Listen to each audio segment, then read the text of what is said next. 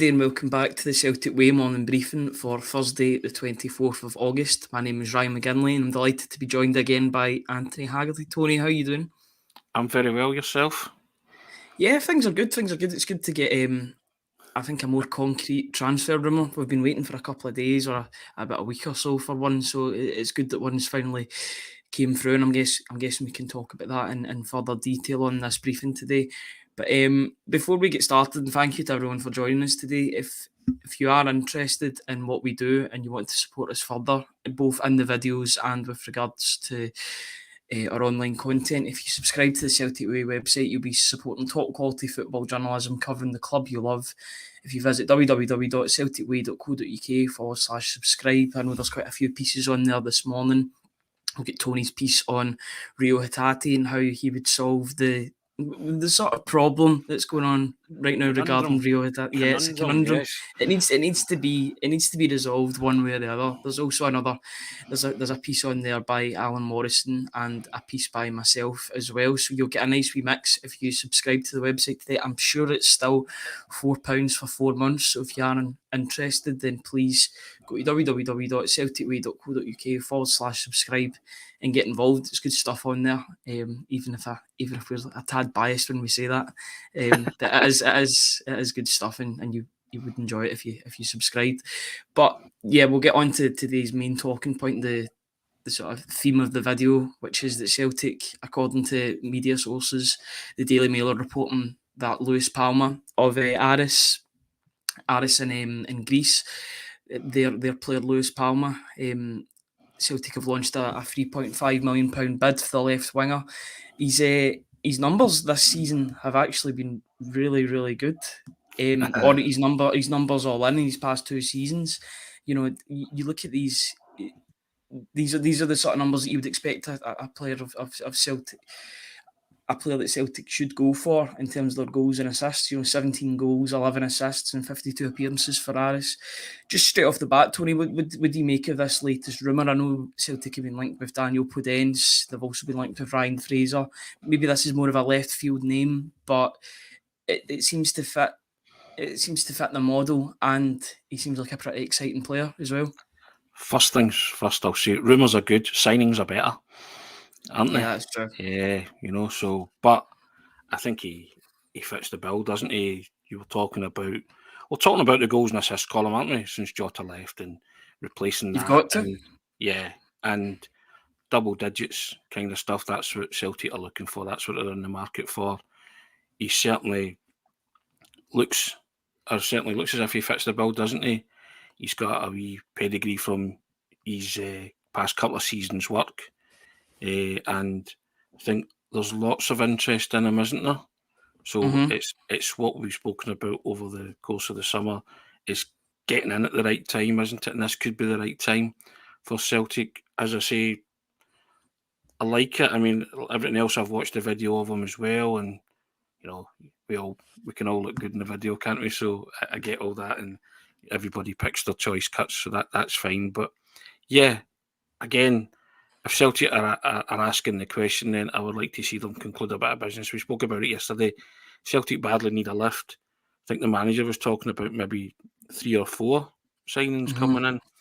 I think the Daily Mail's also said that too, hasn't it? If I'm not mistaken. So yeah, they reiterated that point. Yeah, so if that's the case, rumours are good, signings are much, much better, and I think a lot of the Celtic supporters would feel a lot better about the club, about Brendan Rodgers and the team, if they can get up to 4 deals over the line before the end of the transfer window, and in the positions that they feel need strengthened most. People saying, he's another winger, but he's another forward player, and I think Celtic need another forward player at this moment in time. Personally, so, and if you can add goals and assists in the numbers that you've quoted there, then you'll be a valuable asset, won't he? $3.5 million, isn't it? The supposed outlay for Celtic. That's a decent outlay, and he ticks a lot of boxes. So go and get that business done. Everybody needs a lift. They need a lift before the weekend, I think, Ryan. We were talking about it yesterday as well. Just the place needs lifted. They need something to cheer, or something different to cheer you were talking about in terms of on the pitch, they need a reaction. They most certainly do, but I think a new signing would give everybody a lift as well, and hopefully they can go straight into the team, like a new signing that can go straight into the team, and that would gee everybody up as well. But a wee bit more positivity today, Ryan. Lots of people were commenting on lots of negativity yesterday, but we're only kind of reiterating what people were saying and what lots of Celtic supporters were feeling just now. But I'm a wee bit more upbeat today. I think maybe because game day's coming around again, I always get upbeat for game day, and I'm expecting some kind of backlash and some kind of reaction from Celtic to last week. I always do whenever they lose a match. But yeah, I would be looking forward to it even more if they could bring in at least one new face before the weekend. Yeah, absolutely. One or two would be absolutely ideal. Two would be wonderful, yeah, but Yeah. certainly one. Get everybody excited again and positive. Yeah, it seems as if it seems as if Celtic have identified that they need a replacement at left wing. Jota has left the club. It's time is of the essence with regard to that position and left wing, but at the same time, it's good to see it getting rectified, even with how late it is. I know there's players in there that can do a job, like Daisen Maeda. Yang has came in and had really good cameo appearances, but this guy, Luis Palma, he looks as if he's going to come in and instantly command that starting spot. He gets goals and assists in a lot of games. In 5 appearances this season, he's scored 2 goals and assisted 3. So he's a very busy player. He's productive on the goal front, whether that being goals and assists. His team were playing in the Europa Conference League qualifiers, and he's also played a game in the Greek Super League, so he will be up to speed if Celtic do choose to bring him in. 3.5 million. I know that he's not the only Scottish club that Luis Palma has been interested in. He was linked with Rangers earlier on in the transfer window. That's never materialised. He must still be available, and Celtic have realised that this could be a good pickup for them. I know there was a Greek reporter. I'm not going to butcher his name, but he was saying that it's looking like it is going to get finalised soon for about 3.54 million. So yeah, this one is going to be quite far down the line, and I think that's what you're seeing with a lot of rumours or a lot of these transfer stories. You only hear about them once they're quite far down the line, which is shown that their business is working, and they're keeping it quiet until something concrete comes along. I'm all for that. Lots of people saying, "Oh, getting to the last few weeks and it smacks of panic." But remember, Cameron Carter-Vickers, Jota, and I think Giakoumakis were brought in on the last day, weren't they? Mm-hmm. They were loan up. The two of them certainly were loan options to buy, and Giakoumakis has been a permanent deal. So I'm not worried per se about that, as long as they bring in the right kind of players. That's, and I think if these are guys who they've scouted and did their due diligence on, then I'm all for that. And as you say, that maybe that's why a lot of these things are getting shut down until there is something concrete to announce and say. I mean, Lager Bielka was more or less done and dusted when that became that hit, the newspapers and the media and the public got to know about it. It was a case of Starfelt leaving, Lager Bielka coming in. He played his last game. He came to Scotland and he signed the deal. So yeah, I'm happy with the way they go about their business in that sense, that not everybody gets to know about it before it's kind of, as you say, really far down the line. So yeah, and if that is the case and Celtic want him, then go and get him. Bring him in before Saturday. That would be my thinking on it, Ryan. Get him in, today, tomorrow, let him meet his new teammates, and if he is up to speed, then give him a debut and let him see a full house Celtic Park and what he's going to come up against in the future. And if Luis Palma is decided that he will be the next Celtic signing, but I think you kind of woke up this morning or you read that late last night and there's a wee spring in your step again, isn't there? That. Yeah. You, as I say, rumours are good, but you want it now to turn into something concrete. And I think, and I'm quite buoyed by the fact that Celtic are still looking, or the manager said that they're still looking, and that's been reiterated to bring in 3 or 4 players. We did see yesterday that it would take that amount because that's what Celtic need. Now go and get them. Go and get them and put yourself in a stronger position than you are right now, basically.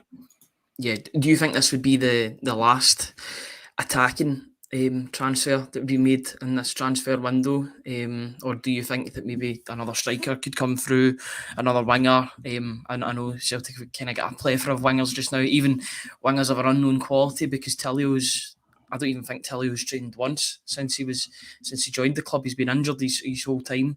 So do you think that Luis Palma, if he was to sign, of course, he would be the last sort of offensive signing, and it would just be defensive players coming in from here on out?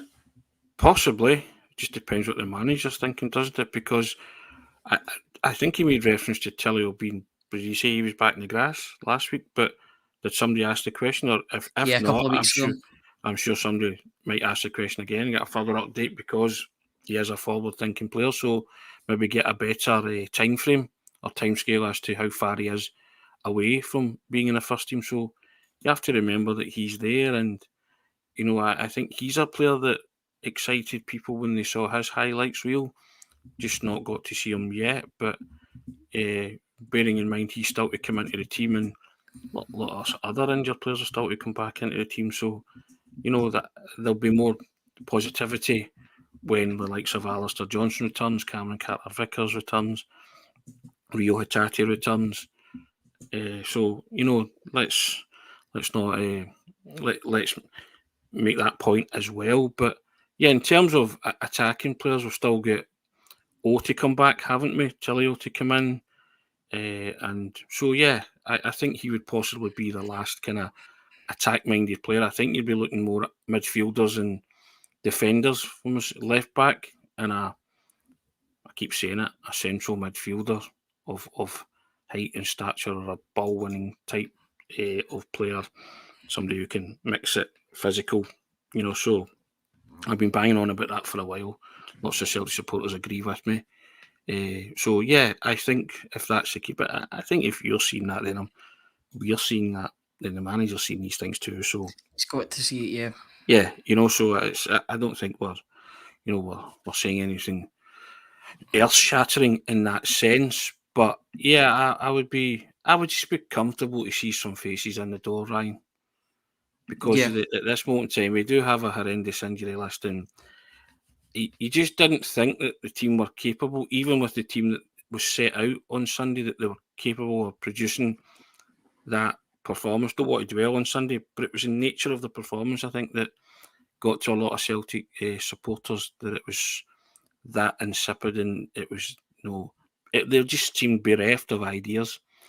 And I think someone fresh coming in, or 2 or 3 fresh bodies coming in, hopefully the 4 that they want, will give everybody a G up, and it'll be good for Celtic. I think that's what they need.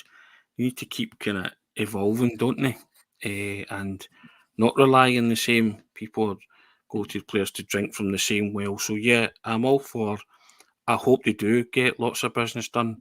I did think that the last week or so the window would be a wee bit more hectic for Celtic, only because the previous regime, they got all their business done more or less in the first week of the window, didn't they? Yeah. Usually. So, but I just think that, I thought that when Brendan Rodgers came in, then maybe it would revert back to the kind of last week of the window being a very busy time for Celtic, and it certainly looks like it's going to be. I hope it's going to be, because I think Sunday showed the squad depth isn't maybe what everybody thought, and I think everybody was shocked by the nature of the performance and the nature of the loss, and I think that's what it blindsided everybody, didn't it? That came from left field, because there's still lots of quality in that Celtic team to be able to beat Kilmarnock. I have to credit Kilmarnock, they played very, very well, but even with that quality, they still look bereft of ideas at times, and I think new players coming in would help, just help give everybody a lift, as I say, and just freshen things up a bit, because I think that team needs it.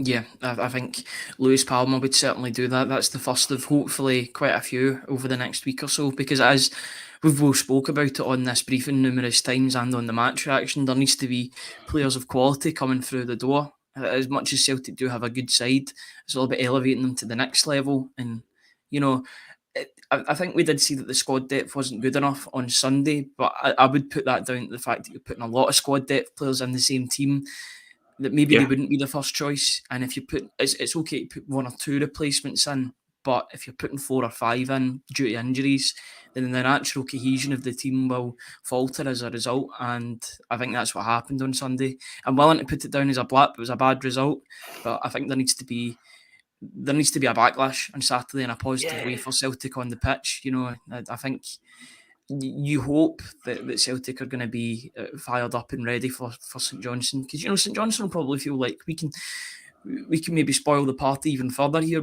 Celtic might be in disarray. I know they haven't started the season great as well, but they'll be thinking as if ever there's a better chance to play Celtic, it's probably at this point when they've just dropped points. But you know, Celtic just go into this game looking for a fight back, looking for backlash, and if they do their job, then you know the 3 points should be staying at Celtic Park. But just with regard to, do you think Luis Palma coming straight into the team, you see, just playing devil's advocate, do you think if he was signed in the next couple of days coming into Saturday's game, would you be cautious as to when to play him, or would you throw him in straight away if he was to sign, of course? I'd put him in straight away. After last week, all bets are off in terms of the Celtic first team selection. I really would. I'd have that confidence in him. I would make sure he felt all right about playing, and if everything was and he was fit and ready to go, then I say right, on you go. Get used to this. You know, this is what it's about, and you'll experience this big time. And yeah, I just thinking, and you would, you know, if he's got something to bring and the manager wants him, then why bench him when he's a first team ready player? Give him a start and give him a shot, because I said it on the other day. Maeda and Abada didn't exactly cover themselves in glory at Kilmarnock, did they? No. And so I think any of those wide positions are up for grabs this season, and anyone who can string a run of consistent form together will, as I always say, hold the yellow jersey and nail down a place. So if he were to come in, if Palma were to come in, yeah, I'd have no qualms about playing him at all. Yeah, I think it would be a really exciting player to bring into the squad, a real injection of pace.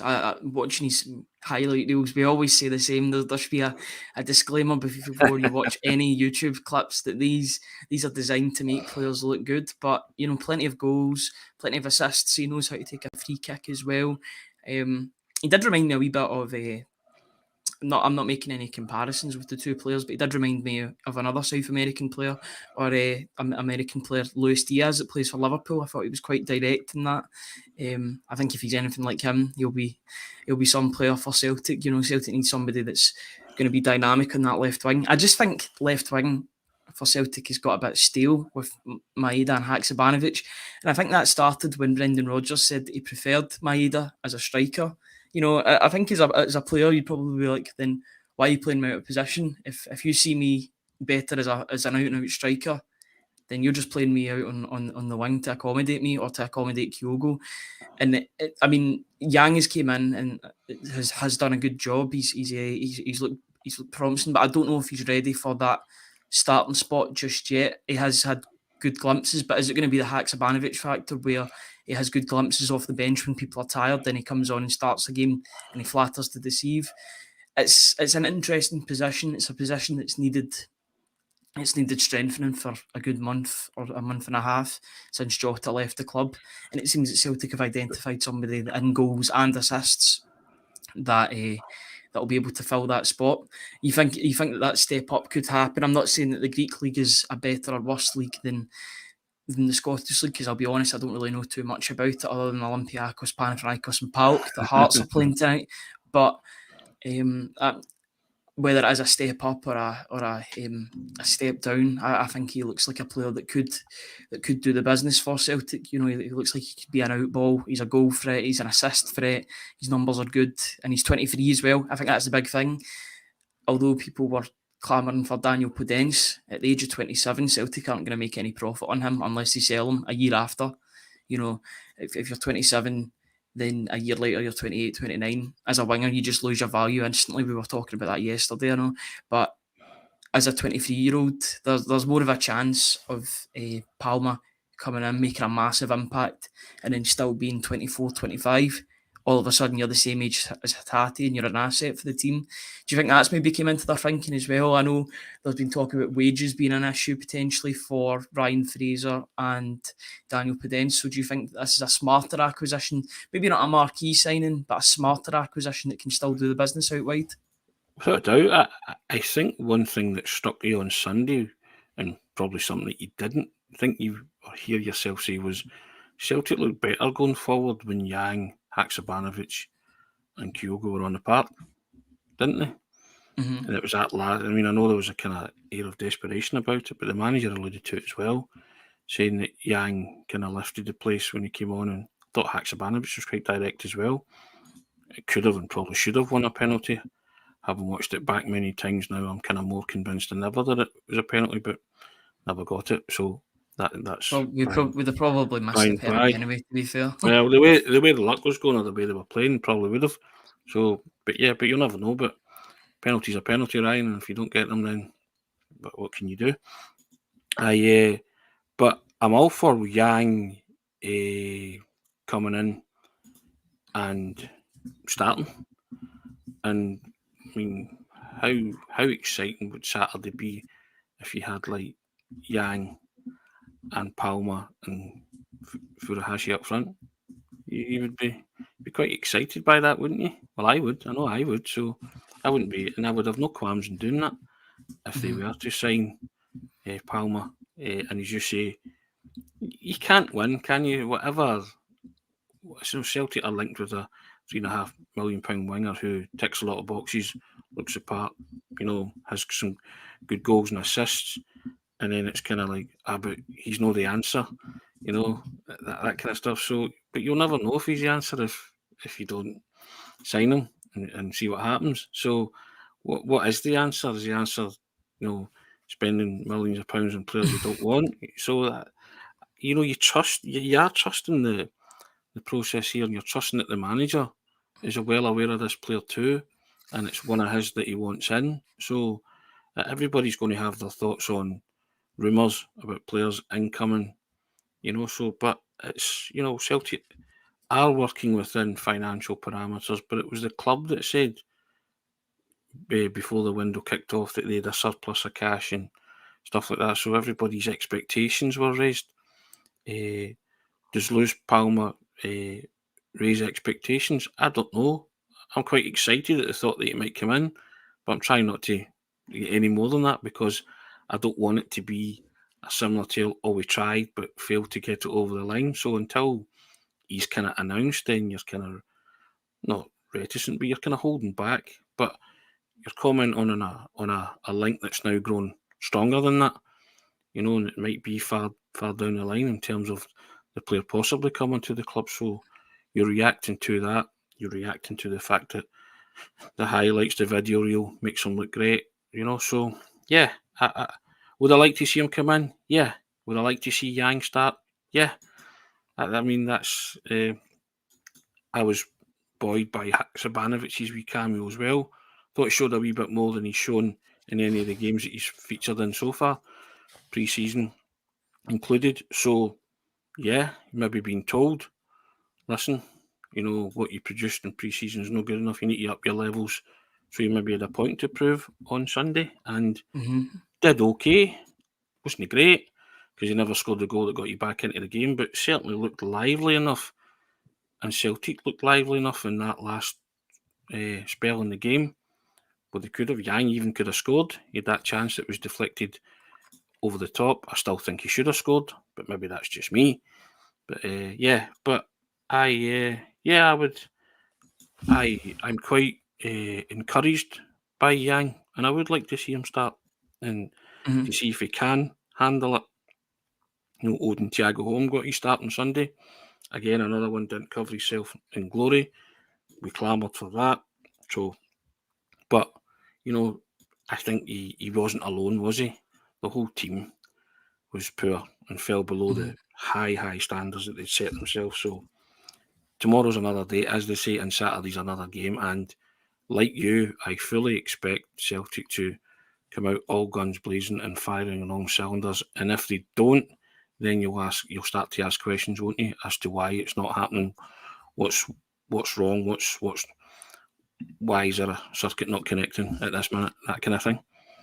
Yeah, definitely an opportunity to maybe not make things right, but sort of change the balance and the narrative that's going about just now. It seems quite doom and gloom when you talk about Celtic. Change the mood music, Ryan. That's what we want to do. Change the mood music, So yeah, absolutely. Well, we were on this morning briefing yesterday, sort of talking about Reo Hatate. What do you do with Reo Hatate? There was some developments when we left the stream and went and wrote some stuff, because it seemed as if, yes, Reo Hatate did reject a contract offer from Celtic, but depending on where you read it, he asked for the contract talks to be put on hold until after the transfer window.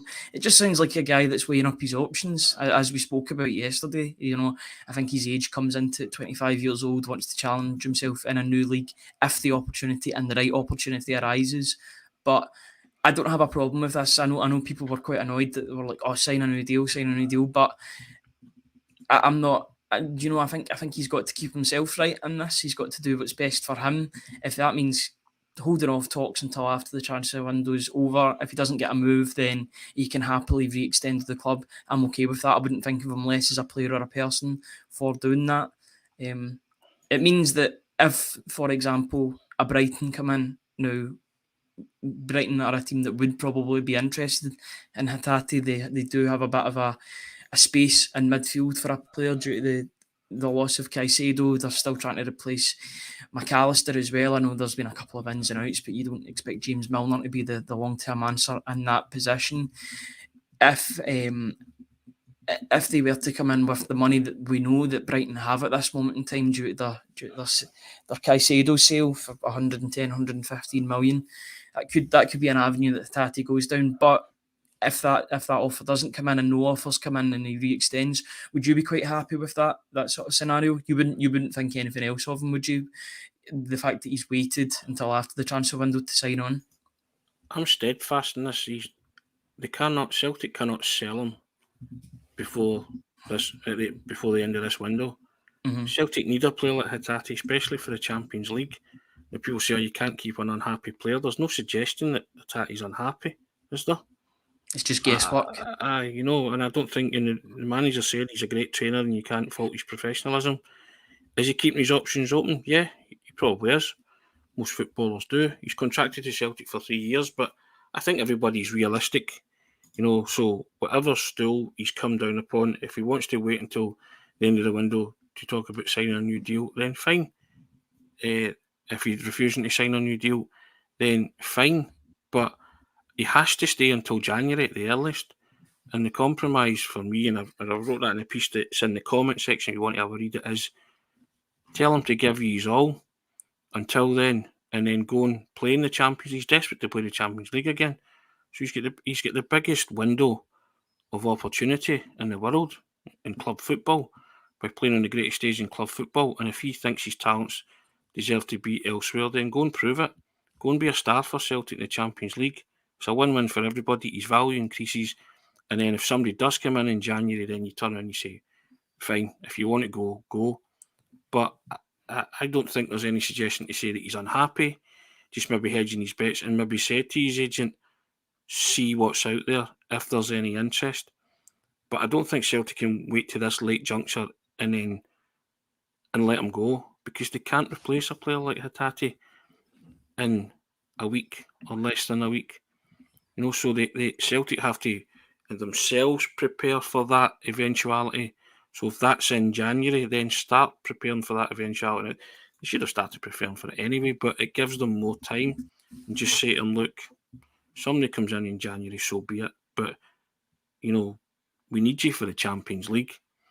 And if you're the player that you think you are and you think that your talents deserve, then you will get that move, and then it's a win-win for Celtic. So that would be my compromise, the old gentleman's agreement. I've wrote it in the piece. If you want to have a look at the piece, then say to him, give us your all for the next few months. You have to stay, and then once Celtic's Champions League fate's decided, let the chips fall where they may, and if it means a parting of the ways in January, then everybody can get their head around it. But in the meantime, Celtic can make contingency plans to bring in a Hatate replacement, if that's what you want to call him, or bring somebody in of that ilk or a similar player who can bring similar qualities to the club. But I wouldn't dream of selling him right now, regardless if somebody comes up with the right money or the right offer.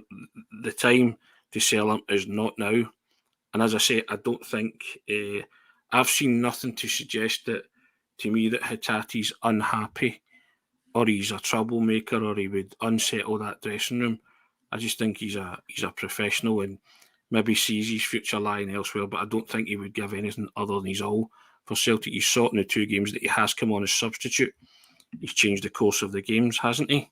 Mm-hmm. And he's looked every inch the consummate professional because he's wanted to be involved. He's not sulked, that kind of thing, and not wanted to be on the ball. He's got involved. So unfortunate that he got injured against Aberdeen, but Celtic need a player of Hatate's ability and talent in the Champions League. There's no doubt about that, and that's the last thing I would ask of him. And I think Celtic hold all the cards, don't they? He's still contracted to the club. I wouldn't want it to become messy, but if you're Hatate and you want to play in the Champions League again, you're only going to play in the Champions League with Celtic. Yeah, realistically, no other Champions League teams coming in for you at this juncture. Go and make another Champions League team come in for you then by being a star in the Champions League for the team that you're currently contracted to. And then in January, if that does happen, then you probably go with people's best wishes. But you implore the higher echelons at Celtic not to sell him right now, because I think that would be a grave mistake. It would be wrong. And I think the Celtic fans would feel utterly shortchanged by that if they did that. Completely, So my thing, as I say, gentleman's agreement. Give us your best until the Champions League fate's decided. So, and we'll see what happens. And whatever Hatate's decides himself, whether or not to sign a deal or extend his deal, then it's purely up to the player, isn't it? Yeah, absolutely. I think you can. I do agree with the gentleman's agreement, but I think you can go even further than that with regard to a release clause in his contract. If you were to give him a new contract, extend his wages, increase his wages, extend his contract, but also put in the deal that he's got a release clause. I'd set it at 30 million. I think Celtic should be getting their transfer record broken for a player like Reo Hatate. Realistically, do you see somebody paying 30 million for Reo Hatate? I'm devil's advocate here. I think 25 is probably the kind of ceiling that you would get for players plying their trade in the Scottish Premiership. If you get 30 million for Hatate, then you've done a wonderful job. But I still think 25 million that's the glass ceiling. Can it be smashed by a player like Hatate? Possibly. But there are times when Hatate's passing can be erratic, and you've noticed that yourself. He's a risk taker. He's a risk taker with these passes. He doesn't really go for the simple pass. And I think I'm saying 25 is the highest you can get for Hatate. I just think 30 is just. I don't know. I just don't think Celtic could. You would get that sort of money for any player playing in the Scottish Premiership. Just my own thoughts on it, but I think you'd have to be seriously special. I thought Jota was seriously special, so, and they got 25 for him, so, and that was double digits in terms of goals and assists both seasons. So Hatate, I think I would rate in that 20 to 25 million bracket as well, if you played hardball and asked for the best part of 25 million, then so be it. But I think 30 million is kind of stretching it, to be fair. But that's my own personal opinion. I just think clubs wouldn't be willing to pay 30 million for a player in the Scottish Premiership just because they don't rate the standard and level of football in this country, which is wrong to do. But I just feel that there's, but I agree. The whole possibly release clause. Somebody will meet any kind of release clause that would be inserted into Hatate's deal, wouldn't they? I would have thought that, but not so sure they would meet it at 30 million. So you'd maybe have to lower your expectation on that, possibly. But yeah, I don't see that. I don't think that would be a bad idea either. I just don't think that this is about money. Do you? I could be wrong, but is this about? I think it's just a change in challenge. I think it's just an ambition thing that lurks within Hatate, and he's quantum. I think he's quite like Jota in a way as well, with the way he speaks. I have watched a couple of interviews that he's conducted or he's been a part of. He talks about liking to go to like the countryside in Scotland and stuff. I think he just likes the scenery and go to different places wherever he goes. I guess there's the seaside at Brighton if he was to go there, but yeah, he seems like he's a very deep thinker, Hatate, and I think Postecoglou was very quick to mention this when there was a raft of Japanese players that came through the door the first time around, and or in the second window when it was Maeda, Hatate, and Ideguchi as well. Less or so with Ideguchi because he hardly played, but he was quick to say that all the Japanese players are different. You don't lump them in with each other because they all operate in a different way. The same you would about any sort of nationality and culture. Not everybody's the same. I think Hatate seems to be this sort of deep thinker. He's a bit of a football romantic, just like Jota. There's also that interview, I don't know if you've seen it last year, it was the Champions League coverage when Maeda and Hatate were talking to each other, and Maeda was saying, I wouldn't want Hatate's temper because he gets annoyed really easily at things. I think he's just an emotional guy. I think that's what you get with him. He's always been like that since he started. He wears his heart on his sleeve, and I like that in a player. I also think he's got a vaulting ambition to play in England. Like a lot of I think a lot of players do, to be fair. A lot of players do, because they get widely exposed to the English Premier League in Japan. So I get that too. So go and earn it. And while you're earning it, then earn Celtic the due recompense that they have for bringing you over here. And you hate to say it, but giving you that stepping stone to your own personal dreams and ambitions. But, Celtic have given him that platform. He wants to play in the Champions League again. He's reiterated that. He's also said he sees his next challenge as being the Premier League. You can only go to the Premier League if somebody wants to buy you, but you'll not be bought until you're producing. So you have that stage, So not only has he got to prove to Premier League clubs who might want him in the future that he's a player of repute, he's also got to prove to Brendan Rodgers to get in his team, because Brendan Rodgers sounded out that salvo, the wee warning shot over the bow. But if I'm Hatate, that's exactly what I do. I just say, right, okay, hold off everything. Let's concentrate on the immediate future. I want to play at the highest level again. At this moment in time, I can do that with Celtic. And if I perform at my highest levels and the club perform to their highest level, then it could be a win-win for us both. So I'm all for that, and I refuse to believe that he would be unhappy and be the kind of character that would upset a dressing room. It just doesn't strike me as being like that. He just strikes me as being a consummate professional and will knuckle down, get his head down and do the job. And if his heart and his head do lie in England, then I'm sure he will get that move January or in the fullness of time at the end of next season. But all I can say is I'd be loath for Celtic to let him go in this window right now, because Celtic need a player like Hatate. You saw it on Sunday. What were they missing? Creativity, risk-taking, somebody to take the game by the scruff of the neck and do something. And Hatate's that player at this moment in time. And the longer you have him, the longer you can think about replacing him if he does see his future elsewhere.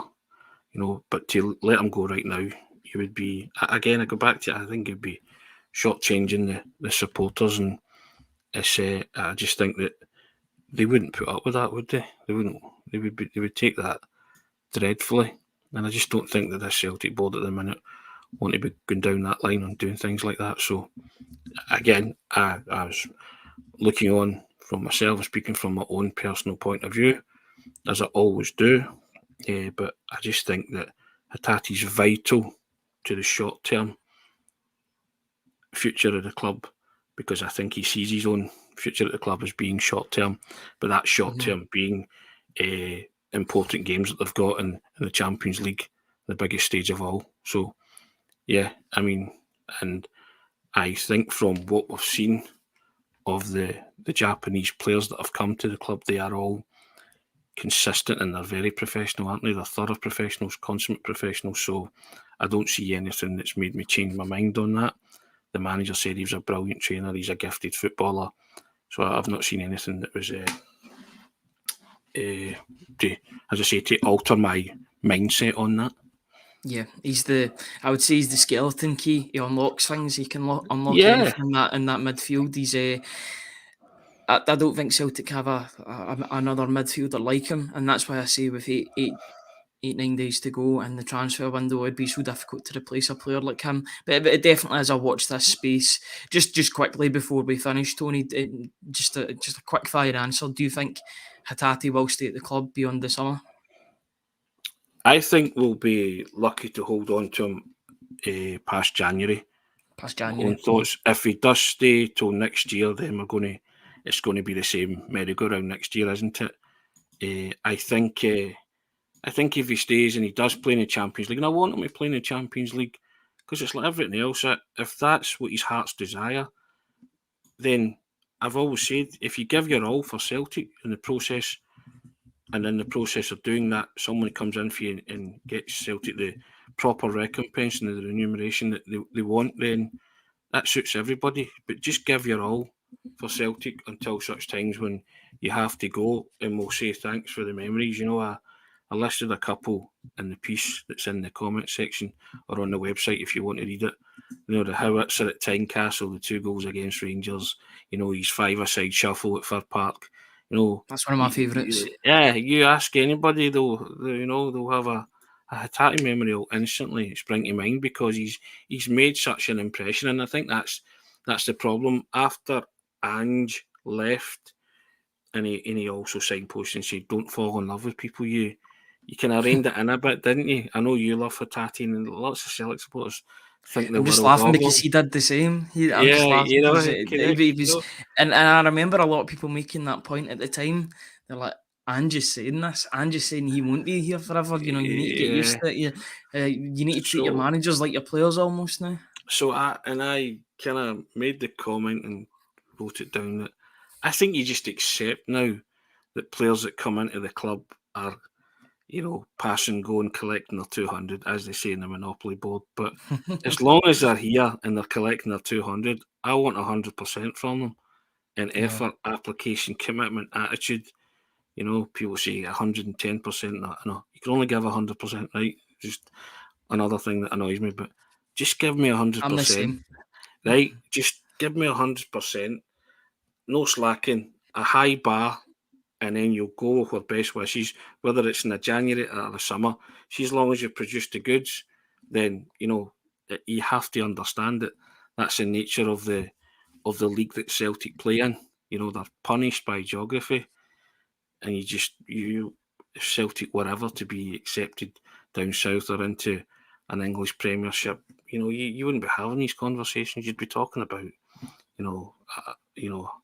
a global phenomenon with players desperate to come to sign for your club, to play in front of 60,000, and, you know, with the backing of the many millions that come from being in a league that highly prestigious, you know. So, but age-old argument. So we accept that we have these players for 2 years, 3 years maximum. I think 3 years maximum for players like Hatate, the Jotovs of this world. But as long as they give everything that they've got for the club and leave kind of as a hero, you know, leave with the fans saying, you know what a time we had, what a player he was.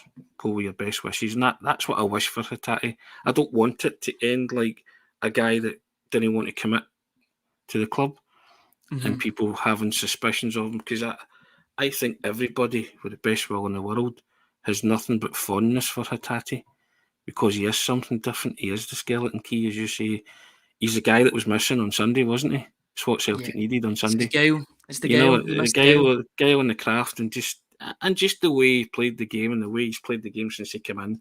Everything about him has been exceptional, and the very thought of him leaving fills you with dread. But you know it's coming, don't you? You kind of steeling yourself and preparing yourself for it. And that's what happens. You have good players. Yeah, and whatever way you can dress it up, it does look like the beginning of the end for Hatate. So, two options.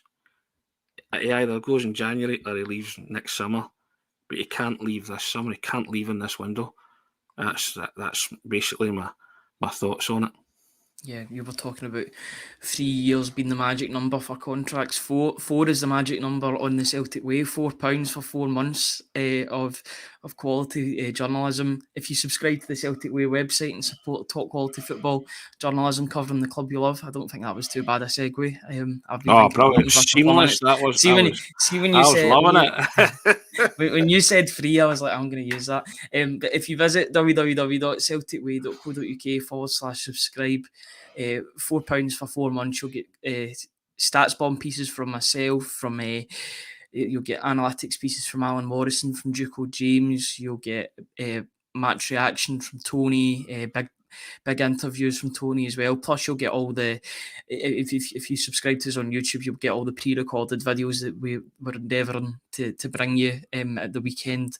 Plus, we'll do match reactions as well in the form of video after the game. I'm sure we'll probably be doing that on Saturday as well. Hopefully, talking about a big Celtic win. You know, it's always easier when you're talking about a win with these things, and it was difficult last week to talk about the negatives, but it'd be good to talk about the positives in a video. So hopefully that'll be coming this weekend as well.